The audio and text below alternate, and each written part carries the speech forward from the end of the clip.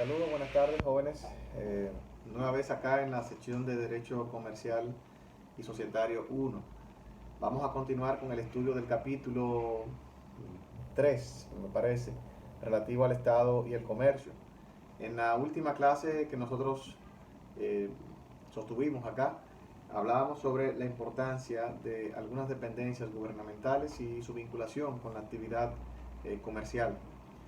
En función de lo que constitucionalmente está previsto en nuestra ley fundamental, de que el Estado desempeña un papel claro en lo que tiene que ver con la economía, traduciéndose esto en libertad de comercio, la no existencia de monopolios, entre otras previsiones de carácter constitucional. En la clase anterior hablábamos sobre la importancia que reviste el Ministerio de Industria y Comercio en todo lo que tiene que ver con el desempeño, el crecimiento y el fortalecimiento del comercio en la República Dominicana como organismo rector de todo lo que tiene que ver con la actividad empresarial y comercial en el país, y que tiene bajo dependencia una serie de instituciones que también en sus diversos ramos desempeñan un papel crucial en lo que tiene que ver con el comercio, como la Oficina Nacional de Propiedad Intelectual, Proconsumidor, el CIRD, el Centro de Exportación e Inversión de la República Dominicana, Proindustria, entre otras instituciones vinculadas con el sector comercio en sus diversas manifestaciones. Vamos a continuar con el estudio de algunas de ellas que merecen la pena aclarar y abundar sobre estas instituciones gubernamentales, y decíamos que íbamos a tratar a partir de una próxima entrega sobre las funciones de la Junta Monetaria, Banco Central, entre otras entidades que desempeñan un papel crucial en la economía nacional. La Junta Monetaria es el organismo rector que diseña, planifica y organiza la política monetaria que es llevada a cabo por el Banco Central de la República Dominicana. Todo lo que tiene que ver con la política cambiaria, manejo de divisas y control de la inflación es obra de lo que es la Junta Monetaria, que está conformada por una serie por un grupo, ¿verdad?, de funcionarios que dirigen carteras y renglones importantes desde el punto de vista gubernamental vinculados con el sector económico, como lo es el gobernador del Banco Central, el ministro de Hacienda, el ministro de Planificación, Economía y Desarrollo, el superintendente de bancos, superintendente de valores. Todos son integrantes de este órgano colegiado que se denomina Junta Monetaria. Esas políticas que son trazadas, que son diseñadas por la Junta Monetaria, a final de cuentas son ejecutadas por el Banco Central de la República Dominicana a través de lo que tiene que ver con el funcionamiento propio de esta entidad. Como todos ustedes saben, el Banco Central es el órgano que ejecuta estas políticas a través de lo que tiene que ver con la impresión de billetes, monedas y el circulante en la República Dominicana. Es importante que ustedes conozcan el manejo y el proceder de lo que tiene que ver con estas políticas desde el punto de vista práctico, para que puedan entender muchas veces el desenvolvimiento económico del país. El Banco Central es el órgano que regula el control de la inflación, de la devaluación de la moneda nacional y todo lo que tiene que ver con aspectos cambiarios. El Banco Central es el órgano que recoge el dinero o que pone más circulante en el medio, y todo ello se debe a las políticas que son trazadas por la Junta Monetaria. Muchas veces se dice que hay un exceso de circulante en la calle, otras veces se dice que no hay circulante en la calle, y todo es obra de las políticas que son ejecutadas por el Banco Central. ¿Cómo se manifiesta, cómo se traducen estas políticas desde el punto de vista práctico? A través de lo que son las emisiones de bonos, de certificados, que muchas veces son colocados a altas tasas y otras veces a bajas tasas. Eso determina que las instituciones y personas coloquen dinero en el Banco Central, o sea, esa es la manera en cómo se recoge el dinero, y otras veces colocan esas tasas, esos certificados a bajos rendimientos, lo cual implica que las personas y entidades retiren su dinero del Banco Central y lo coloquen en entidades de intermediación financiera, o también lo coloquen a través de proyectos de inversión en el mero desenvolvimiento económico. Todo esto para fines de controlar o regular los procesos inflacionarios. ¿De qué se trata la inflación? La inflación no es más que el aumento permanente y progresivo de los precios, manteniéndose los ingresos relativamente estables. Y tanto el exceso de circulante como una disminución o carencia de circulante, eso genera ambos factores procesos inflacionarios. Y es por esa razón que el Banco Central deberá estar siempre al tanto de toda la situación y el mercado de las divisas. Actualmente, por ejemplo, vivimos una situación complicada con el tema del alza del dólar. Todas esas situaciones son el resultado de las políticas monetarias y que muchas veces no está íntimamente vinculado con el accionar del Banco Central, sino que es obra del mismo mercado. Actualmente, por ejemplo, tenemos una escasez de dólares en el medio circulante y eso evidentemente ha producido un encarecimiento de esa divisa y que repercute en todo lo que tiene que ver con el desenvolvimiento económico, en razón de que prácticamente las materias primas y artículos se compran en el extranjero con esa divisa. ¿Qué tiene que hacer? ¿Qué hace el Banco Central para controlar que esa divisa no se produzca, no llegue a niveles de encarecimiento que pueda ser inaccesible para la población? Inyectar más divisas a través de las reservas, tanto nacionales e internacionales, que pueda tener el Banco Central. El Banco Central, al inyectar dólares al mercado, evidentemente tiende a que esa moneda no se dispare a niveles estratosféricos.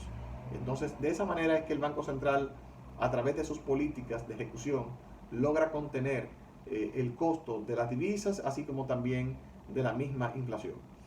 Eso no quiere dejar dicho, señores, que el Banco Central desempeña un papel clave en lo que es la economía nacional, porque la economía está determinada por factores económicos cuya aplicación y cuyo rendimiento es obra en gran medida de las políticas trazadas tanto por la Junta Monetaria y ejecutadas por el Banco Central. Hay otras instituciones que también desempeñan un papel clave en el tema del comercio, en este caso sectorizados. Tenemos la Superintendencia de Valores, la Superintendencia de Bancos, la Superintendencia de Pensiones, la Superintendencia de Seguros. Todas están, su accionar desde el punto de vista legal, están previstos en el texto de clases. Podemos a grosso modo, ¿verdad?, sintetizar el papel que desempeñan cada una. La Superintendencia de Bancos regula lo que tiene que ver con el sector bancario, que es una rama del comercio sumamente vital en la economía nacional, en razón de que procura los financiamientos a los emprendimientos y el desarrollo del motor o del quehacer económico en la República Dominicana. Es la Superintendencia de Bancos quien, a través de sus procesos de supervisión, regula el funcionamiento de estas entidades. ¿Y por qué estas entidades necesitan ser reguladas? Porque son entidades que son susceptibles de captar depósitos del público. Y toda aquella entidad que se destine a captar recursos o depósitos del público, evidentemente tiene que ser regulada por el Estado. ¿Regulada por qué? A fin de que los números que exhiban ante la ciudadanía, ante el colectivo social, se ajusten a la realidad y evitar que acontesten en el país procesos como los que vivimos en el pasado reciente, en el año 2003 y años antes, y unos cuantos años antes, donde se produjeron situaciones de quiebra bancaria que provocaron el colapso de la economía nacional, así como también los ahorros de muchas personas y familias en el país. Entonces, el papel central de la Superintendencia de Banco es dar apertura a entidades de intermediación financiera, así como también conocer de los procesos de liquidación de estas entidades y también en el desarrollo de su funcionamiento también supervisar el accionar de estas entidades de tal manera que cumplan con los rigores que están contenidos en la Ley Monetaria y Financiera, la Ley 183-02, que cumplan con el encaje legal, entre otras formalidades que están previstas para este ramo económico.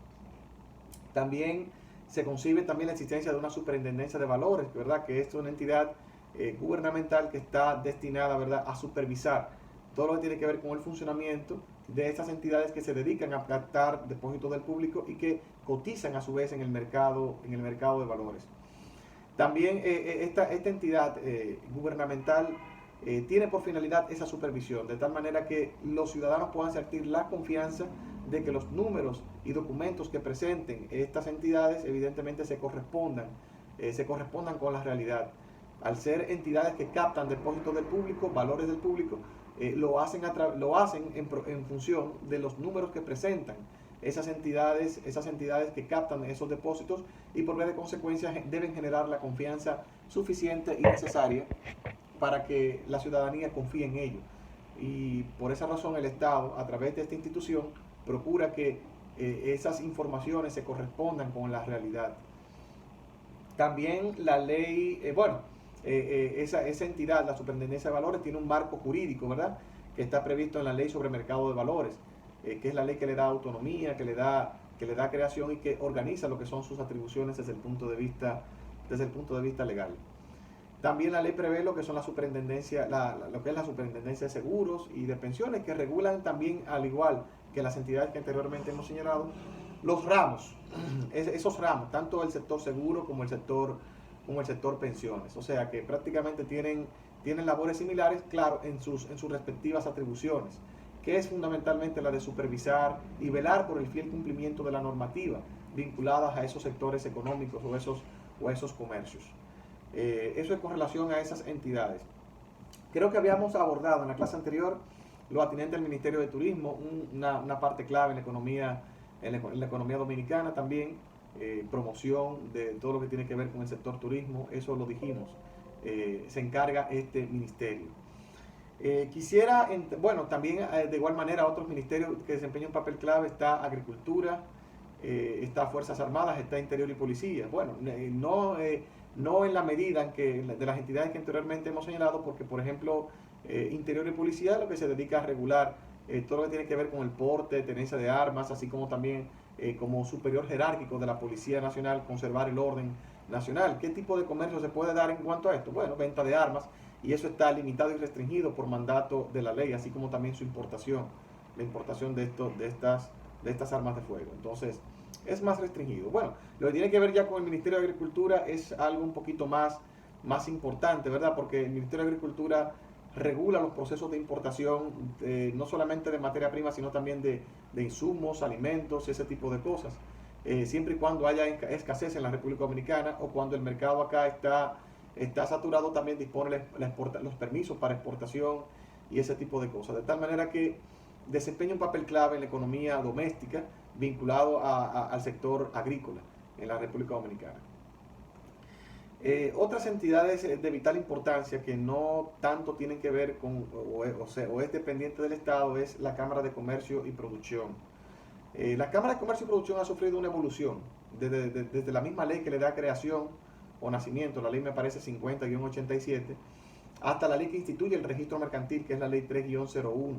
Es una ley que produjo una reforma importante en lo que tiene que ver con las atribuciones de estas entidades y su funcionamiento. Vamos a explicar de qué se trata. Las cámaras de comercio y producción son entidades que son creadas por los mismos grupos y cuerpos empresariales en cada jurisdicción o geografía nacional, en cada provincia de la República Dominicana. Por ejemplo, aquí en el Distrito Nacional tenemos una Cámara de Comercio y Producción que no solamente funciona o tiene que ver con los procesos de constitución de compañía, sino que también tiene atribuciones para fungir como tribunal arbitral o de amigable componedor. Estas entidades tienen una importancia clave en lo que tiene que ver con el derecho comercial per se. ¿Por qué? Bueno, porque por mandato de la ley, tienen la atribución de organizar lo que tiene que ver con el registro mercantil. El registro mercantil no es más que el mecanismo a través del cual se le da publicidad a la constitución de las nuevas compañías.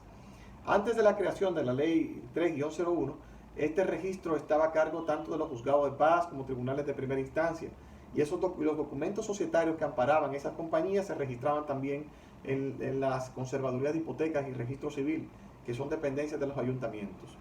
Al advenimiento de esta ley, la ley sobre el registro mercantil, le confirió esas atribuciones a las cámaras de comercio y producción. De tal manera que todos los procesos de constitución de compañías y expedición del certificado de registro mercantil, que es como una especie del acta de nacimiento de la misma empresa, están a cargo de las cámaras de comercio y producción. Aquí en Santo Domingo tenemos una, en La Vega tiene una, Santiago tiene otra. Cada provincia prácticamente tiene una cámara de comercio y producción. Santo Domingo incorporó una nueva hace aproximadamente 1 o 2 años. O sea que es de reciente creación. Entonces, aparte de esto, todos los procesos, no solamente de constitución, sino también procesos societarios que están previstos en la ley de sociedades que ustedes verán en el próximo ciclo, como procesos de fusión societaria, liquidación societaria, escisión societaria, aumento o reducción del capital, todo el registro de los documentos societarios, dígase asambleas y actas de consentimiento unánime, entre otros procesos corporativos que se dan, se ventilan y se le da publicidad a través de lo que son las cámaras de comercio y producción. Sin menoscabo de que, como ya hemos dicho anteriormente, estas cámaras de comercio y producción también funcionan como tribunales arbitrales. Aquí lo vamos a analizar en este curso, en la clase próxima, después del primer parcial, cuando hablemos sobre la organización judicial del comercio, vamos a analizar lo que es el tribunal arbitral y cómo funciona la justicia arbitral y que esté en manos también de las cámaras de comercio y producción. O sea que las atribuciones y el funcionamiento de estas cámaras son de vital importancia, su comprensión, ¿verdad?, para esta asignatura y que deben ser objeto de estudio por parte de ustedes. También desempeña un papel de vital importancia en esta materia Proconsumidor. Como ya hemos avanzado en la clase anterior, Proconsumidor es una entidad con autonomía, pero que también es dependiente del Ministerio de Industria y Comercio y que se encarga de velar por el respeto a los derechos de los consumidores o usuarios de bienes y servicios en la República Dominicana. Ha sido una revolución prácticamente la implementación de la normativa que le da nacimiento a la ley 358-05, que establece todas las atribuciones que le competen a este órgano, llegando incluso a la potestad de imponer multas y sanciones en caso de inobservancia a sus disposiciones a los distintos comercios que operan en la República Dominicana y que ustedes han hecho eco de ello. No solamente por la mala calidad de bienes y servicios, sino también por temas de publicidad engañosa, de los cuales vamos a hablar también en el próximo capítulo. O sea que el papel que desempeña Proconsumidor es de vital importancia en lo que tiene que ver con el comercio en la República Dominicana.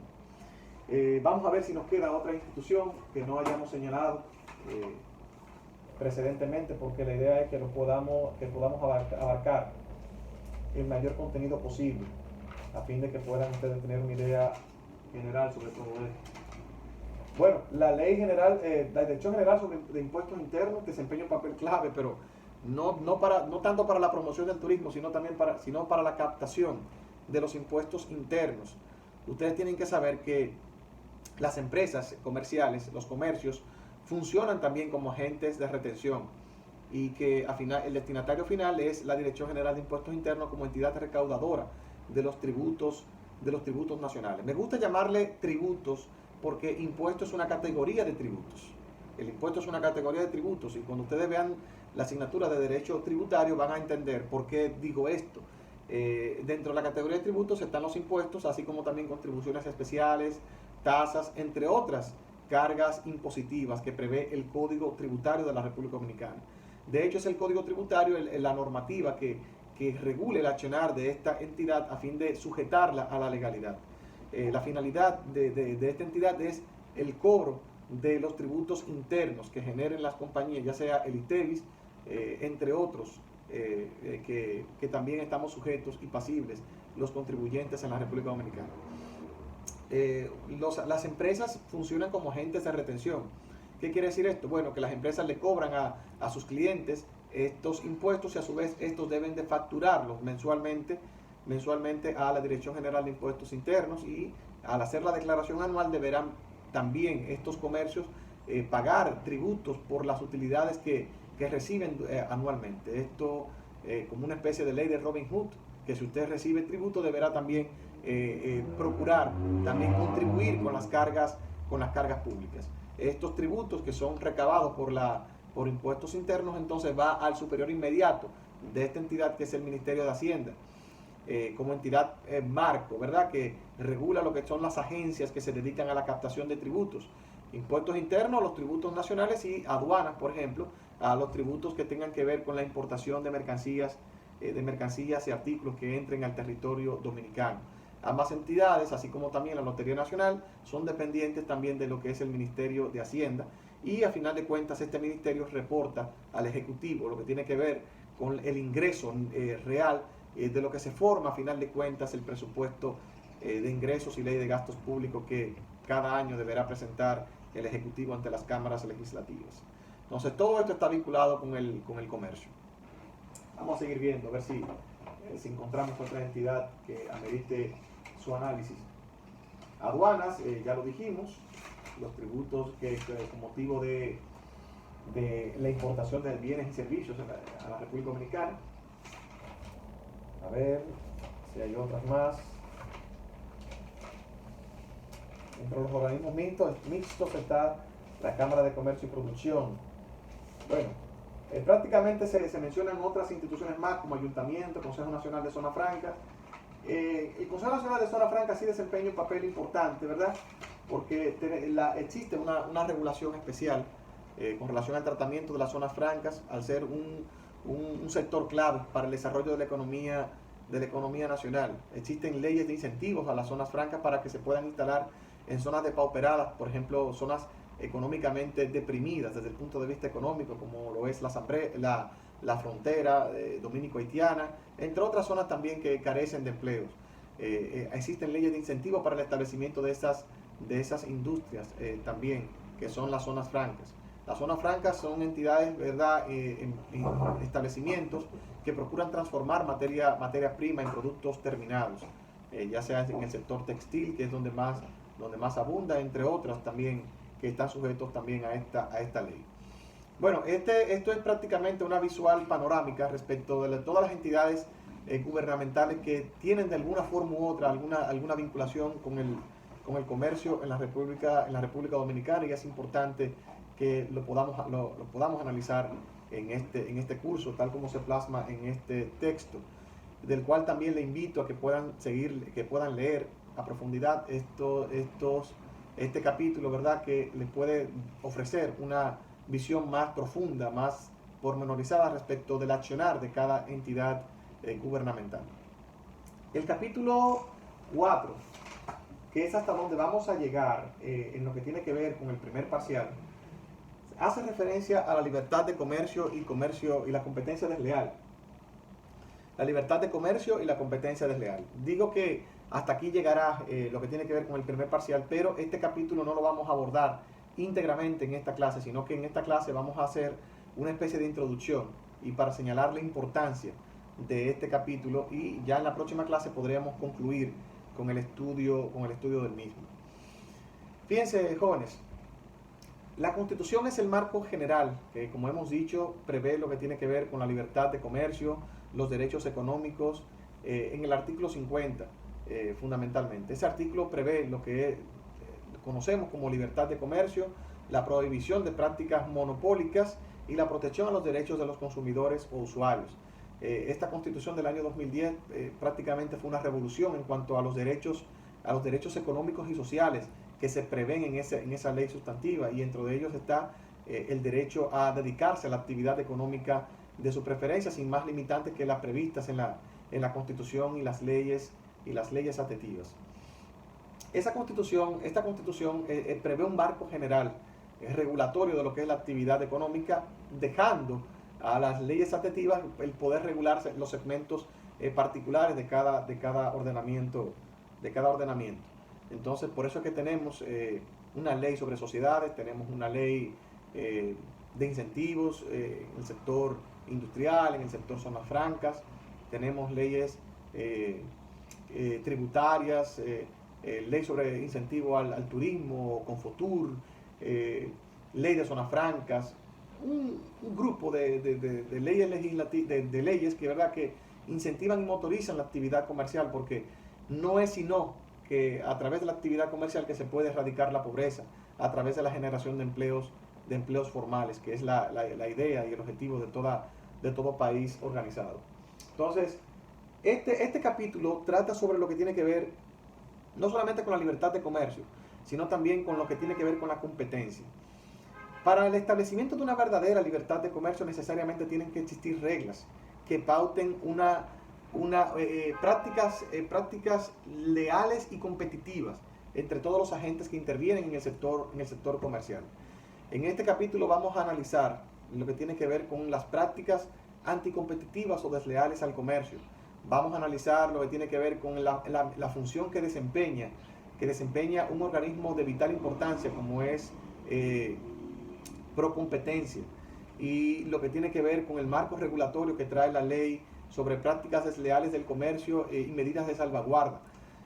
Vamos a analizar las diferentes conductas que se pueden tipificar como prácticas anticompetitivas y la importancia que reviste el procedimiento que la misma ley 42-08 prevé cuando se producen violaciones a las normas que salvaguardan una efectiva competencia. Entonces, este capítulo es de vital importancia para comprender que ya tenemos un marco regulatorio para que las empresas no actúen de manera deliberada y en desmedro de los derechos e intereses de las demás empresas que participan también en la economía nacional.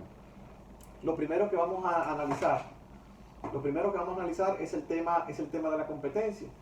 Y es importante hacer referencia a nuestra ideología, a nuestra filosofía como país desde el punto de vista económico. Nosotros tenemos una economía de mercado regulada por la ley de oferta y demanda. Aquí no existen contracciones, aquí no existen imposiciones desde el punto de vista de mercado, sino que todo está regulado por las leyes de oferta y demanda. Lo que en doctrina económica se conoce como el liberalismo económico. Una doctrina que fue propulsada fundamentalmente por Adam Smith en su famoso aforismo, laissez passer, dejar hacer, dejar pasar. Entonces, el mercado es lo que controla prácticamente todo. Ahora bien, el Estado, como tiene su mano mágica para intervenir siempre y cuando sea indispensable y necesario que el Estado intervenga. Pero la idea es que sea el mercado que prácticamente regule todo lo que tiene que ver con el mundo de la economía. Entonces, la competencia es de la esencia del libre mercado.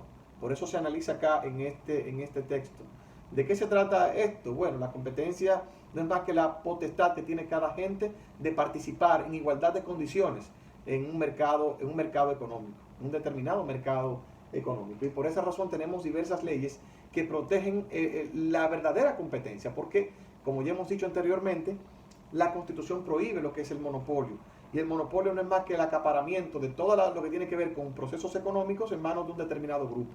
Y evidentemente eso ocasiona serias lesiones a lo que es el tejido económico nacional y a final de cuentas se traduce en grandes perjuicios a los consumidores, a nosotros. Porque en la medida en que tenemos más participantes en el mercado, podemos tener bienes y servicios de mayor calidad y a más bajo costo.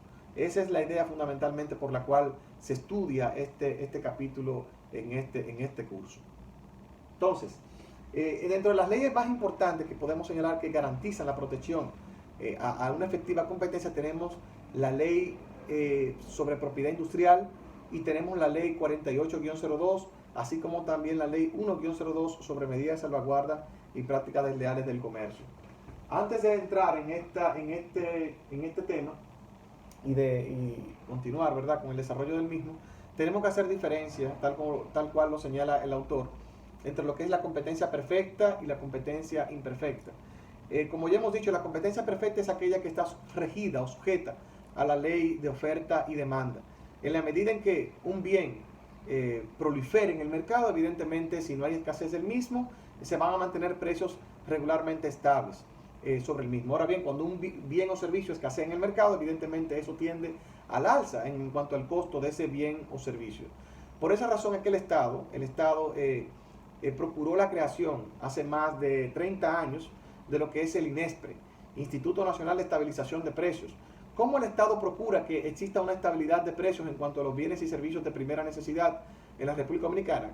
Lo consiguió en ese momento a través de la creación de esta entidad que procuraba, ¿verdad?, colocar a buenos precios o a precios sumamente asequibles bienes y servicios de tal manera que esto pudiera tender a la baja a los demás rubros o demás mercancías o bienes que de igual manera eran comercializados por el mismo INESPRE. Si INESPRE, por ejemplo, vendía el plátano a $1, evidentemente que las personas iban a procurar adquirir ese bien a INESPRE y no iban a procurarlo a los distintos supermercados o intermediarios, y eso evidentemente iba a tender a la baja en todos los segmentos o grupos económicos respecto de ese bien. Y ese fue el mecanismo a través del cual ¿verdad?, INESPRE ha funcionado todos estos años, como un mecanismo de contrarrestar la especulación y el alza en bienes y artículos de primera necesidad. Pero lo mismo acontece con todos los bienes y servicios. Entonces, lo ideal es que muchos agentes participen en el mercado de tal manera que haya variedad y que no se produzca en escasez de bienes o servicios. Entonces, el Estado es de esa manera que mete su mano, como su nombre lo indica, pero se deja que sea el mercado lo que dictamine los precios. Entonces, en ese caso, existe competencia perfecta, propiamente hablando. La competencia imperfecta, entonces, es la que necesita de un control jurídico. En este caso, ya no se deja la ley de oferta y demanda, sino que es la ley la que rige cómo se va a desenvolver una determinada actividad económica. Por ejemplo, aquí nadie puede vender la gasolina a un precio superior al que dicta el Ministerio de Industria y Comercio. O sea, es un comercio en ese caso regulado o una competencia imperfecta, podríamos decir, porque la ESO no puede vender la gasolina a un determinado precio, la Texaco no lo puede hacer a otro precio, sino que está regulado por un marco normativo que es fijado por el mismo Estado. O sea, que hay comercios que están regidos a una competencia perfecta y hay otros que están regidos a una competencia que no es perfecta. Seguimos entonces, jóvenes. Hablamos de ese marco regulatorio de la competencia y hablamos sobre la ley 20-00 que desempeña un papel clave en cuanto a esto. Pero es importante que nosotros analicemos lo que es la competencia desleal, ya que vimos lo que es la competencia en términos generales.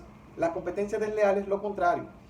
La competencia desleal es cuando un determinado agente económico o participante en el mercado violenta las normas que salvaguardan lo que es la ética, las buenas costumbres en cuanto al ejercicio del comercio.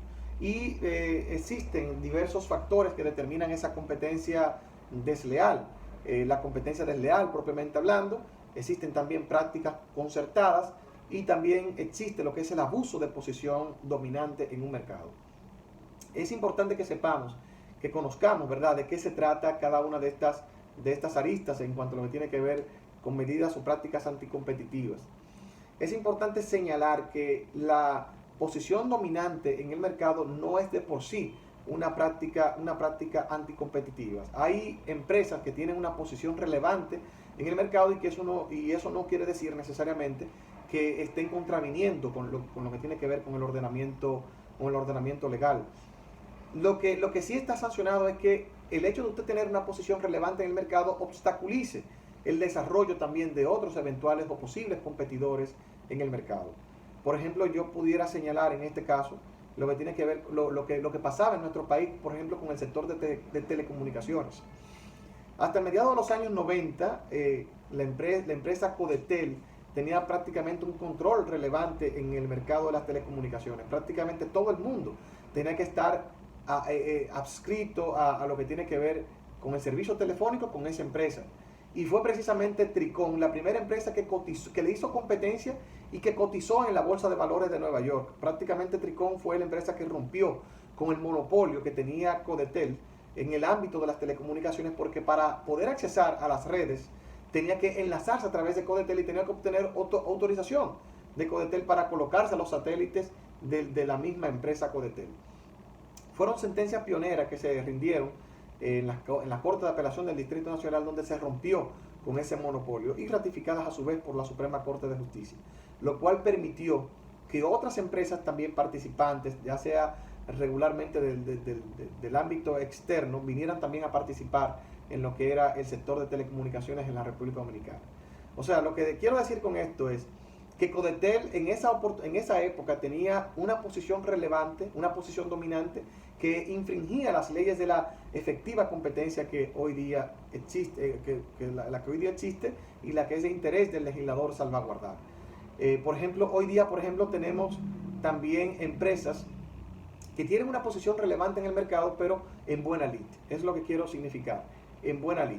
Por ejemplo, Pampers, por ejemplo. O sea, la gente conoce pañales desechables por Pampers. O sea, y Pampers es una marca. De igual manera está la cerveza Presidente, aunque con el tema cervecero también hay una situación aparte, porque según un informe de pro competencia, esa empresa que reúne ese grupo cervecero que hoy día pertenece a Ambec Dominicana, se determinó que tiene prácticas monopólicas, porque prácticamente todo el sector cervecero que de amplio consumo nacional pertenece a ese mismo grupo empresarial y no se ha hecho nada. De hecho, eso fue lo que dio al traste con la cancelación del anterior incumbente de Procompetencia, el haber sacado a la luz ese informe que revelaba que esa empresa tenía prácticas anticompetitivas. Pero hay empresas, por ejemplo, Colgate-Palmolive con su empresa Colgate, bueno, ya no tanto como antes, ¿verdad? Pero antes tenía una posición relevante, era porque estaba colocado en el gusto de la gente, y que la gente de hecho conocía sus productos como la verdadera esencia, la naturaleza del mismo. Eso es tener una posición dominante, pero cuando usted infringe las leyes de mercado, evidentemente que esa posición dominante se convierte en contraria a lo que prevé la Constitución y las leyes dominicanas. Entonces, de eso se trata, señores, por eso quería hacer la distinción. El mero hecho de usted tener una posición relevante en el mercado no quiere decir que usted esté incurriendo en prácticas anticompetitivas. También tenemos lo que son las prácticas concertadas. Prácticas concertadas no es más que la unión de varias empresas para poder anular su competencia, ya sea produciendo más a un más bajo precio de lo que usualmente venden esas empresas, de tal manera que se pueda anular a la competencia a través del establecimiento de precios bajos transitoriamente para colapsar la competencia y después volver otra vez a colocar precios iguales. O sea, estas son prácticas concertadas que pueden tener diversos matices a fin de anular la competencia.